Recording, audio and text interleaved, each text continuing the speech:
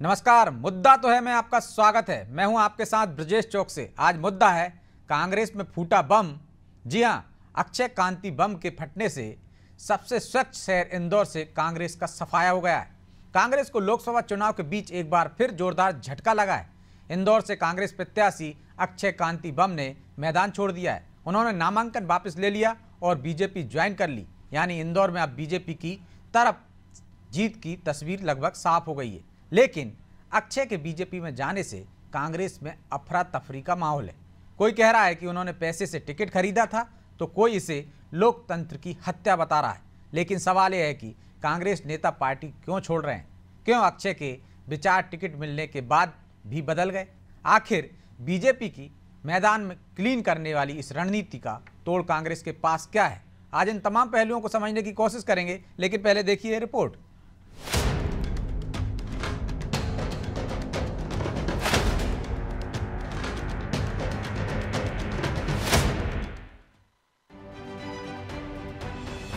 तस्वीर को गौर से देखिए। प्रदेश की सियासत में कभी कभार इस तरह की तस्वीरें आपको देखने को मिले। कभी कभार ही ऐसा होता है कि चुनाव लड़ रहे दो प्रतिद्वंदी रातों रात एक हो जाएं। मध्य प्रदेश की सबसे स्वच्छ शहर इंदौर में कुछ ऐसा ही हुआ। यहाँ कांग्रेस का सफाया हो गया है। लोकसभा चुनाव में कांग्रेस प्रत्याशी अक्षय कांति बम ने बीजेपी ज्वाइन कर ली। उनके विचार एकाएक कैसे बदल गए, ये बड़ा सवाल तो है ही, लेकिन उससे बड़ा सवाल कांग्रेस के सामने है कि क्यों कांग्रेस के नेता पार्टी छोड़ कर भाग रहे हैं। खैर, अक्षय ने नामांकन वापस लेकर पार्टी पर बम फोड़ दिया है। ये मानवीय गरिमा के पतन में जाने वाली निर्लज्ज राजनीति है। ये दल बदल है, घटियावाद है, दबाव की राजनीति है। इसको कौन अच्छा कहेगा? जनता के बीच में राजनीतिक दल और उम्मीदवार चुनाव लड़ने के लिए जाते हैं, जनता को अवसर देते हैं, और इस तरह का जो धोखा किसी राजनीतिक दल के साथ देने वाला उम्मीदवार है, और इस धोखे के पीछे डर, भय, जांच एजेंसियां, बीजेपी के पैसे की ताकत, सब कुछ तो आपने देखा कि आगे की सीट पर कैलाश विजयवर्गीय बैठे, पीछे की सीट पर मेंदोला जी बैठे हुए। कैलाश विजयवर्गीय ने जैसे ही सोशल मीडिया पर पोस्ट किया कि अक्षय का बीजेपी में स्वागत है, कांग्रेस में भूचाल आ गया। क्योंकि कांग्रेस को शायद ही ये उम्मीद थी कि बीजेपी सूरत और खजुराहो की तरह इंदौर का मैदान खाली करने का प्लान बना रही है। हालांकि अब बीजेपी तंज कस रही है कि कांग्रेस से चुनाव कोई लड़ना ही नहीं चाहता। पीएम मोदी की नीति कांग्रेसियों को पसंद आ रही है। खजुराहो सीट से पहले कांग्रेस के समाजवादी पार्टी के सदस्य ने अपना नॉमिनेशन वापस लिया, या एक तरह से जान करते उनने सरेंडर करते हुए फॉर्म में त्रुटि करी ताकि कलेक्टर के सिर पे आए, और उनने एक तरह से अपना विड्रॉ किया। अब जब आज कांग्रेस के घोषित प्रत्याशी ने सबके साथ प्रदेश अध्यक्ष की नगरी में फॉर्म जमा किया और आज विड्रॉल के दिन वापस अगर ले लेता है, तो अब हम क्या कर सकते हैं?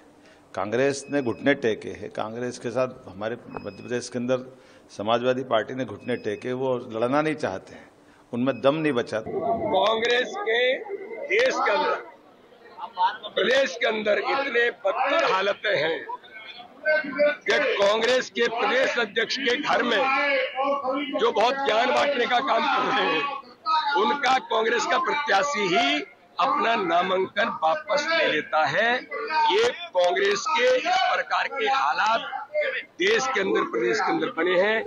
अक्षय कांति बम की गिनती पीसीसी चीफ जीतू पटवारी के करीबियों में होती है, लेकिन अब वो बीजेपी के करीबी हो गए।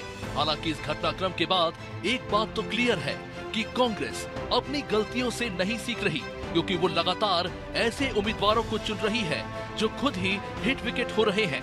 2009 में कांग्रेस उम्मीदवार राजकुमार पटेल के साथ भी कुछ ऐसा ही हुआ था। खैर, बीजेपी अपनी रणनीति के तहत कांग्रेस के एक के बाद एक पिलर गिरा रही है और कांग्रेस को संभलने का मौका भी नहीं मिल रहा।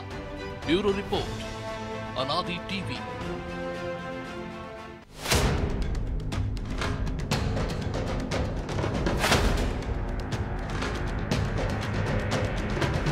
हमारे साथ जुड़ गए हैं कांग्रेस प्रवक्ता केदार सिरोही, बीजेपी से पूर्व विधायक हैं घनश्याम पिरोनिया और वरिष्ठ पत्रकार रमेश शर्मा, और हमारे Indore bureau head Lalit Upmanyu.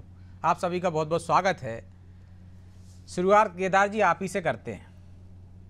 Doctor Bhagirath Prasad, Rajkumar Patel और आपके एक सहयोगी गठबंधन वाले खजुराहो से और उससे सूरत। आखिर कांग्रेस में ही ऐसा क्यों होता है? कांग्रेस के लोगों में ही क्यों भगदड़ मची हुई है? और शिवराज सिंह चौहान कह रहे हैं कि अब तो वहां से कोई उम्मीदवार भी लड़ने को तैयार नहीं है, भाग रहे हैं। देखिए चौकसे साहब, उम्मीदवार की तो तारीख निकल गई, नहीं तो लड़ने के लिए तो काफी लोग हैं। और कोई नहीं लड़ता तो मैं खुद लड़ लेता, लड़ने का सवाल नहीं है। तो चुनाव गलत हो गया? तारीख निकल गई है, तारीख निकल गई है। नहीं, चुनाव गलत हो गया, आपका व्यक्तिगत चुनाव गलत हो गया। अब देखिए, अब पहले तो हमने अच्छा ही किया था, अब ये कहें कि वो गलत हो गया तो भी मुझे बड़ा अजीब सा लग रहा है कि कल तक तो मैं भी अक्षय बम की बड़ी तारीफ कर रहा था। बढ़िया नौजवान व्यक्ति है, बढ़िया मुद्दों पे बात कर रहा है, बढ़िया एक तरीके से इंदौर को आईटी हब बनाने का सपना मोदी जी की तरह मार्केट में छोड़ रहा व्यक्ति। बढ़िया पढ़े लिखे हैं, वकील है, तमाम तरह की चीजें मैं भी कल तक कह रहा था। अब मैं कहूँ कि अब वो खराब है तो ये भी एक बड़ी बात है। सवाल ही लेकिन मेरा सवाल वहीं आ गए ना फिर, जो आप कह रहे हैं कि आखिर कांग्रेस के साथ ही क्यों होता है ऐसा?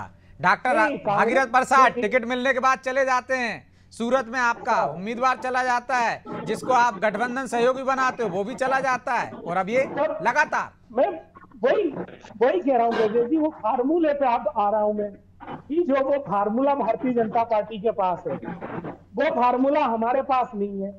इन्होंने एक फार्मूला खोजा था कि नाले से गैस बना देंगे, किसी तरीके का फार्मूला एक इन लोगों ने खोजा है कि जो अच्छा मजबूत और सही कैंडिडेट हो तो उसको जाके अपने पाले में मिला लेते हैं। अब इस फार्मूले के कंटेंट अगर हम देखेंगे तो ईडी दिखेगी हमको उसके अंदर, सीबीआई दिखेगी, पैसा दिखेगा, प्रशासन दिखेगा, और अब तो गुंडाई भी कहना तो कोई गलत बात नहीं है। अब आप बताइए, अक्षय बम को अगर तकलीफ थी और वो लड़ने में असक्षम थे तो घर बैठ जाते, जो जितने भगवान भरोसे वोट मिलते हैं उतने पे उनका काम हो जाता। अगर फिर भी उनको कोई तकलीफ थी तो जाके सिंगल आवेदन दे के आते। ये जो फार्मूला आया है कि आगे कैलाश जी बैठे हैं, पीछे वो बैठे हैं, और इंदौर के जो दमन दादा पहलवान जो विधायक है उनको और साइड में बैठा के रखा है, इसका मतलब आप स्पष्ट संदेश क्या देना चाहते हो देश को? स्पष्ट संदेश भारतीय जनता पार्टी ये देना चाहती है अब जो है, जो उनके लोग पहले। अच्छा केदार जी, हाँ, सीधा सीधा इशारा आप कर रहे हैं जैसे किडनैप कर लिया हो, जैसे आप मुकेश नायक जी कह रहे थे ईडी का, सीबीआई का, ये सब आपके लोगों को भय क्यों दिखाते हैं? ये सवाल है ना बड़ा, आपके लोगों को, या आप लोग गलत चुनते हो? इतनी बड़ी पार्टी पहले तफ्तीश ही नहीं करते हो कि गलत व्यक्ति का चयन कर रहे हैं, वो चला जाता तब कहते हो साहब उन्होंने डरा दिया, धमका दिया। अब देखिए, हम तो है गांधीवादी लोग, डराने वराने के लिए अगर आंदोलन हो तो हम लड़ सकते हैं, आंदोलन के माध्यम से लड़ सकते हैं, अंग्रेज हो तो उनसे लड़ सकते हैं, पर अब ये अंग्रेज के जो लोग हैं इनको पहचानने में अब धीरे धीरे हम लोगों को समय लग रहा है। और उम्मीद है कि अपनी पार्टी के लोगों को पहचान लो तो ज्यादा बेहतर रहे। ये हमारी पार्टी में इनके छोड़े हुए लोग थे, सब अब क्या बताएं, चले गए। और ये एक बहुत चिंता का विषय है ब्रजेश जी, मैं इस पे बहुत सीरियस बात करना चाहता हूँ। इस इवेंट में मैं सभी लोगों से मैं आग्रह करूंगा कि अगर इस तरह की ये नींव रखी जा रही है तो कल जिसके पास हो सकता है हमारे पास आए, हम ही ये पैटर्न शुरू कर दें, कोई भरोसा नहीं राजनीति का। तो पर इससे जो हमारे संवैधानिक मूल्यों पर, जो हमारे लोगों की भावना और जो हमारी नैतिकता की बात है और जो हमारे राष्ट्र का जो उसके ऊपर कहीं ना कहीं एक प्रश्न खड़ा हो रहा। आम जनता में एक जो वोट में डालने की जो निराशा है, ये इस 60% मतलब देश का। लेकिन केदार जी, ये तो लड़ने वाली बात नहीं हुई ना, ये तो याचक वाली बात हो गई कि भैया मत ले जाओ हमारे लोगों को, लड़ने दो। या हम ऐसे योद्धा मैदान में उतारे हैं जो मुकाबला कर सकें, हम ऐसे पहलवान मैदान में उतारे हैं जो दांव पे लगा सकें। अरे सर, कल शाम तक तो यही दूध पी पी कर लड़का रहा था भारतीय जनता पार्टी को, चाल भी ठोक रहा था, जबरदस्त माहौल था, ऐसा लग रहा था कि ये महाभारत में मतलब अभिमन्यु का भी रिकॉर्ड तोड़ देगा। हाँ, मतलब शेर के खाल में भेड़िया निकल गया आपकी नजर में। चलिए पिरोनिया जी से जवाब ले लेते। पिरोनिया जी, डरा रहे हैं, धमका रहे हैं, जिस तरह से तस्वीरें आ रही हैं वो कह रहे हैं कि अलग संकेत दे रही हैं, क्या आप किस तरह की राजनीति कर रहे हैं? मुकेश नायक कह रहे हैं कि निर्लज्जता है ये। देखिए ब्रजेश जी, भारतीय जनता पार्टी और उनके नेता ये जो कहते हैं कि सबका साथ, सबका विकास, सबका विश्वास और सबका प्रयास, इस आधार पर देश को विकसित राष्ट्र के रूप में संकलित करने का जो हमारा लक्ष्य है, कहीं ना कहीं प्रधानमंत्री नरेंद्र मोदी जी की रीति नीति, योजना और कार्यक्रमों से प्रभावित होकर के और लोग भारतीय जनता पार्टी के साथ में खड़े हो रहे हैं। और हमारे अभी जो घटनाक्रम हुआ है, तो हो सकता है उनके भी मन में ये भाव आया हो। और कहीं ना कहीं देखिए, मनुष्य का मन बदलने में भी समय नहीं लगता है। लेकिन वही पिरोनिया जी के रातों रात ऐसा कौन सा चमत्कार हो जाता है कि टिकट लेता है आदमी, प्रचार करता है, आपको गालियां देता है, अगले दिन वो आपकी पार्टी में जाता है, कहता है जागृत हो गए हमें। कौन सी कुंडली जागृत हो जाती है ऐसी? देखिए, ये तो उस व्यक्ति विशेष से ही पूछने की आवश्यकता है। या जागृत तो आप ही कराते हो ना, पंडित तो आप ही है, बीजेपी है। जी बिल्कुल ब्रजेश जी, इसमें कोई दो राय नहीं है। हमने कहा ना, हमारी नीति योजना है इतनी अच्छी, उससे लोग प्रभावित हो सकते हैं, पल भर में भी हो सकते हैं। और इसलिए मैं शुभकामनाएं देता हूं कि जो स्वच्छ शहर का जो तगमा इंदौर को मिला है और वहां से भारतीय जनता पार्टी प्रचंड बहुमत से जीत रही है और जीतेगी। और आप निश्चित रहे, मैं इसमें ये जरूर कहना चाहता हूं केदार जी से कि देखिए, उन्होंने एक बात कही कि हम अंग्रेजों से लड़े, हम उनसे लड़े, इनसे लड़े। देखिए, व्यक्ति को पुष्ट होने की आवश्यकता है, सिद्धांतों से पुष्ट होने की आवश्यकता है। आप आकलन कैसा कर रहे हैं? आपके व्यक्तित्व का, व्यक्ति का व्यक्तित्व क्या है?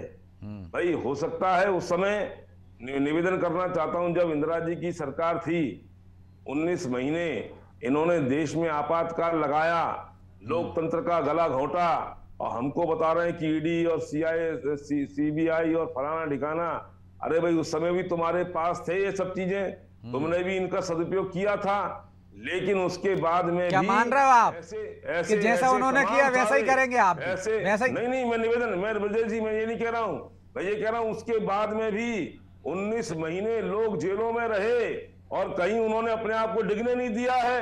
आप भी तैयार रहो, तत्पर रहो। समाज में सब प्रकार की परिस्थितियों से गुजरने का समय ये रहना चाहिए।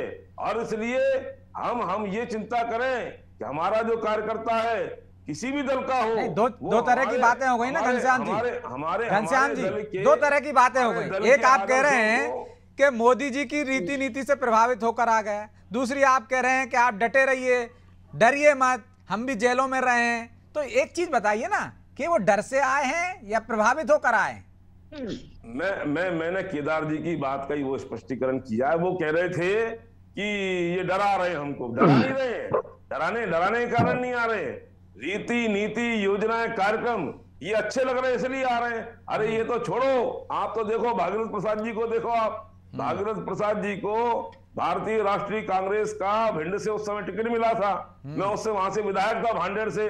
देखिए आप, वो टिकट छोड़ करके और भारतीय जनता पार्टी में शामिल हो गए थे। कहाँ ये परिस्थिति आज तो नहीं है ना, उस समय तो नहीं थी।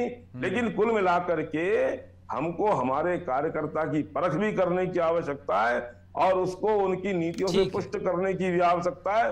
तब लोग स्वस्थ लोकतंत्र की बात आप कह सकते हैं। केवल आरोप लगाना भारतीय जनता पार्टी पर, मतलब वो ये कह रहे हैं केदार जी, पेड़ बोए बमूल का आम कहां से खाएं? आपने ये सब कुछ किया था, इसलिए ऐसा हो रहा है। और धोखे पर धोखे क्यों मिल रहे हैं आपको? जब आप एक धोखे से सबक नहीं लेते हैं, राजकुमार पटेल धोखा देते हैं आपके साथ, आप पार्टी में ले लेते हैं, भागीरथ प्रसाद आपको धोखा देते हैं, इसके बाद भी आप देखिए कि फिर इस तरह के धोखेबाजों को आप टिकट दे देते हैं। छोटा सा जवाब दीजिए, फिर दो मेहमान और हैं।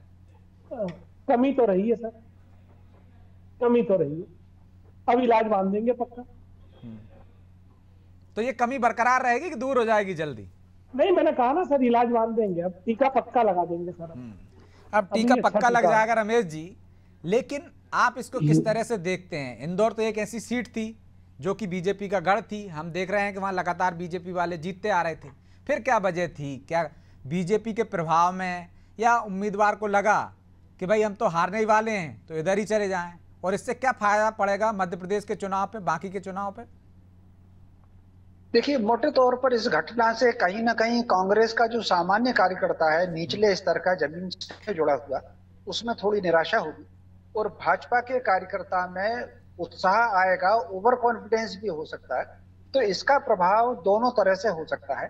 एक, सबसे पहले कांग्रेस के कार्यकर्ता में निराशा आएगी तो वो कम काम करेगा, और भाजपा के कार्यकर्ता में ओवर कॉन्फिडेंस होगा कि अब तो हम जीते ही रहे हैं, तो वो भी कम काम करेगा। तो स्वाभाविक रूप से जैसा कि हम 2 चरणों में देख रहे हैं, इसका तो कहीं ना कहीं मतदान के प्रतिशत पर असर पड़ेगा। एक और बात है कि कांग्रेस जब से बनी है तब से लोग उसमें से पार्टी छोड़ करके जा रहे हैं, और कई लोग लौट करके आ भी जा रहे हैं। कुछ दिन बाहर रहे फिर लौट करके आए। ऐसे बड़े बड़े नाम है मध्य प्रदेश में, अगर आप देखेंगे तो अर्जुन सिंह, श्यामाचरण शुक्ल, माधवराव सिंधिया एक बार छोड़ के चले गए थे, फिर दोबारा लौट करके आ गए थे। मुकेश नायक जी भी एक बार छोड़ के चले गए थे, दोबारा लौट करके आ गए थे। चौधरी राकेश सिंह चतुर्वेदी है, हाँ चले गए थे और फिर लौट करके आ गए थे। तो ऐसे बहुत से हैं जो चले गए और लौट कर आ गए। तो ये नहीं कहना चाहिए वो किसी डर और दबाव में गए। कई वक्त आंतरिक रूप से किसी के साथ मतभेद हो जाए, सैद्धांतिक रूप से हो जाए। और एक और बात जो अपन ने कई बार ब्रजेश जी चर्चा की है, ये समय कांग्रेस के आत्ममंथन का समय है। कई ऐसे लोगों ने कांग्रेस छोड़ी है जिनको कांग्रेस छोड़ते समय वाकई दुख था। जैसे अगर आप देखें तो वो लखनऊ के जो संत हैं प्रमोद कृष्णन जी, वो उन्होंने आंसू आने के साथ पार्टी को छोड़ा, उनको इच्छा बिल्कुल नहीं थी। जिस तरीके से सुरेश पचौरी ने पार्टी को छोड़ा, तो मोटे तौर पर उसमें कई ऐसे कार्यकर्ता हैं जो बहुत दुखी होकर के पार्टी से गए हैं। तो कांग्रेस को एक आत्मचिंतन की भी आवश्यकता है, और ऐसा केवल उत्तर प्रदेश या मध्य प्रदेश में नहीं है, ऐसा देश भर में ऐसा हुआ है। अब ये दिल्ली से कल खबर आई, वो लवली ने कांग्रेस छोड़ी। बिल्कुल। तो कुल मिलाकर के ये कांग्रेस के लिए आत्ममंथन करने का समय है, ये दूसरे पर आरोप लगाने का समय नहीं है। नीति की दृष्टि से भी देखें, नेतृत्व की दृष्टि से भी देखें, और निर्णय की दृष्टि से भी देखें। मतभेद अगर होते हैं, नीति पर होते हैं, निर्णय पर होते हैं, तो कुल मिलाकर के इन सारी जो नेतृत्व पर होते हैं, तो इन चीजों पर पुनर्विचार करने की आवश्यकता है।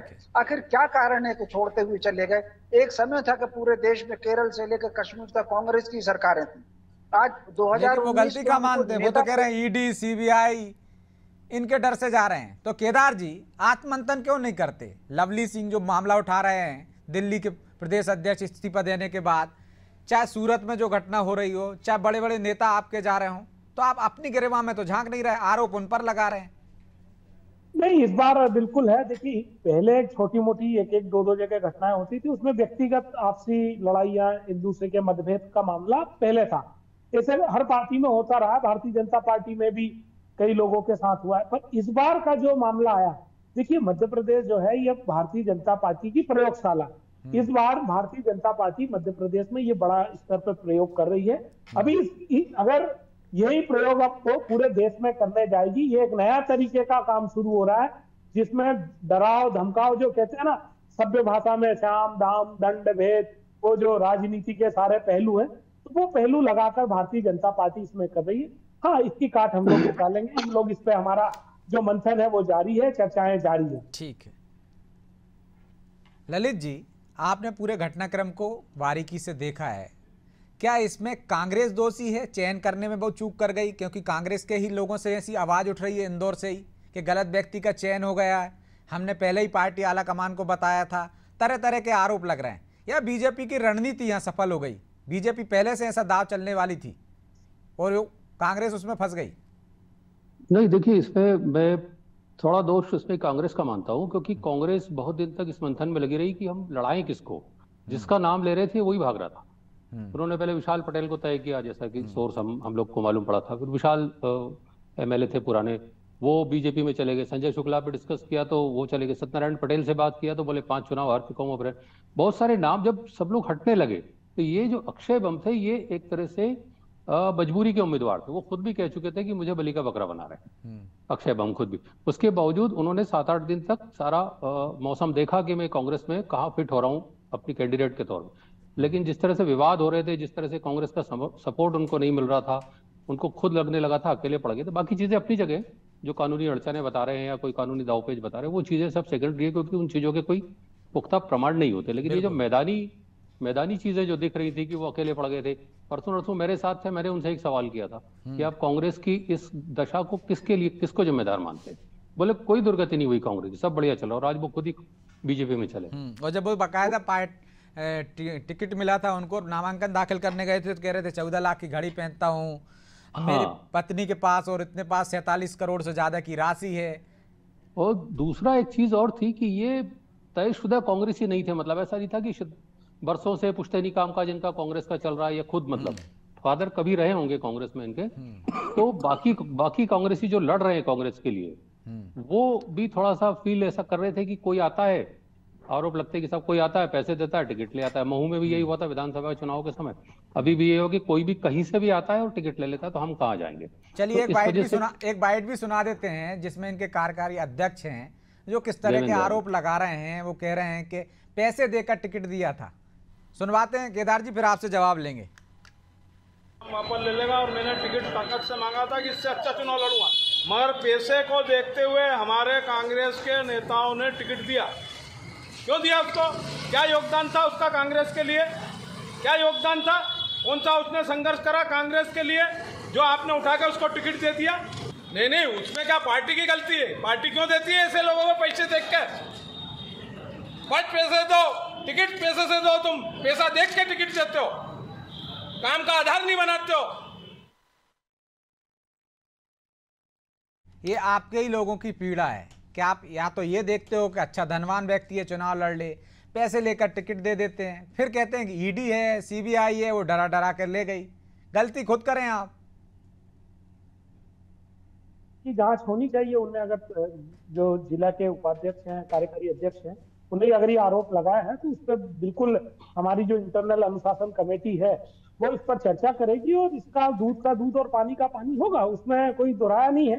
हाँ, ये बात सही है। अरे कैसे होगा? आपके जो अध्यक्ष हैं, जो मतलब सलाहकार हैं अध्यक्ष के मिश्रा, उनने ट्वीट किया बाकायदा कि मुझे पहले से भनक थी कि गद्दारी करने वाला है, इसलिए मैं इनके बारे में प्रचार नहीं कर रहा था, इनके बारे में कुछ बोल नहीं रहा था, आलाकमान को भी बता दिया था। तो अब इतना पहले से पता था तब भी नहीं रोक पाए आप, तो अब जांच क्या होगी?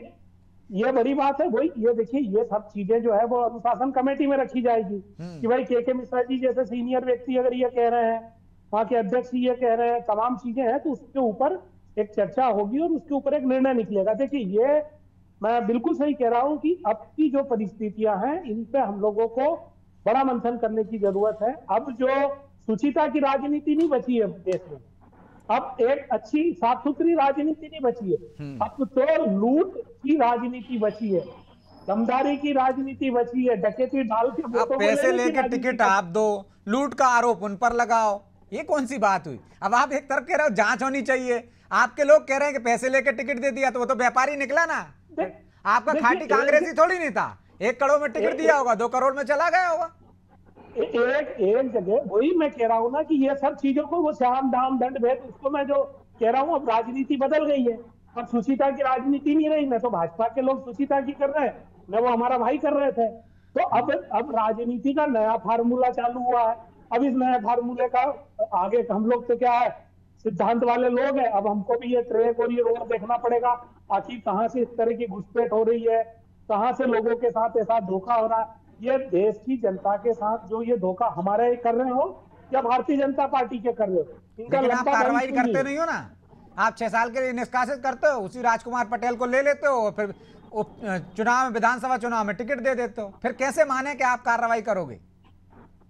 अब की बार पक्का हो जाएगा सर। अब की बार जो है, पहले एक समझ ही नहीं पा रहे थे, छोटा मामला बनता था, अभी बम बड़े फूट रहे हैं। अब जब बम बड़े फूट रहे हैं तो अब थोड़ा बनकर समझना पड़ेगा। तो मान लिया ना आपने, बीजेपी का दोष नहीं है, दोष अंदर ही है। नहीं, बीजेपी तो खुल के दोषी है, अगर अंदर ही दोष होता तो अच्छे बम जो है। आपके लोग कह रहे हैं भाई कि पैसे वालों को देते हो टिकट, पैसे लेकर टिकट देते हो, तो दोष तो अंदर ही हुआ ना। पहले अंदर की शुद्धिकरण तो करो ना केदार जी, तब तो बाहर वाले पर आरोप लगाओगे। वो शुद्धिकरण हम कर रहे हैं। देखिए, जब जो लोग कार्यकर्ता मेहनत करता है सर जमीन पे, और जो पूरी लगन के साथ लगता है, और उसको ये जो फीडबैक मिलता है, उससे उसका गुस्सा का जो पारा है वो बहुत बड़ा होता है। तो उन्हें जो बातें कही है वो उस समय उनको लगा, वो तो वहां उसको पकड़ नहीं गए थे, पर वो मिला ही नहीं, वो दूसरे गेट से चला गया। तो ये एक कार्यकर्ता में, एक पार्टी से जो निष्ठावान व्यक्ति रहते हैं, उनको बड़ा दिल पे चोट पहुंची, गहरी चोट पहुंची है। और इसी गहरी चोट के कारण हम मध्य प्रदेश का पूरा कांग्रेस का कार्यकर्ता वो एकजुट हो गया है, और अब भारतीय जनता पार्टी को करारा जवाब तीसरे चरण में देगा। तो कहां देंगे आप? तो 29 में से अब तो 27 पर ही लड़ रहे हैं। सर 5 पे लड़े आखिरी में, पर 5 तक भी हम दम मारेंगे। अब भारतीय जनता पार्टी जिस तरीके से काम कर रही है वो उससे तो मतलब ये लग रहा है ना सीधा सीधा कि जो सुचिता की बात करती है, राष्ट्रवाद की बात करती है, निर्माण की बात करती है, नेता की बात करती है, सिद्धांत की बात करती है, जो हिंदी के इतने मजबूत मजबूत शब्द बोले जाते हैं, उन शब्दों का जो सारांश इतना ही निकल रहा है कि भारतीय जनता पार्टी सिर्फ कब्जा करना चाहती है सत्ता पर, और ये उनका जो पुराना रिकॉर्ड है उस पर आगे बढ़ रही है।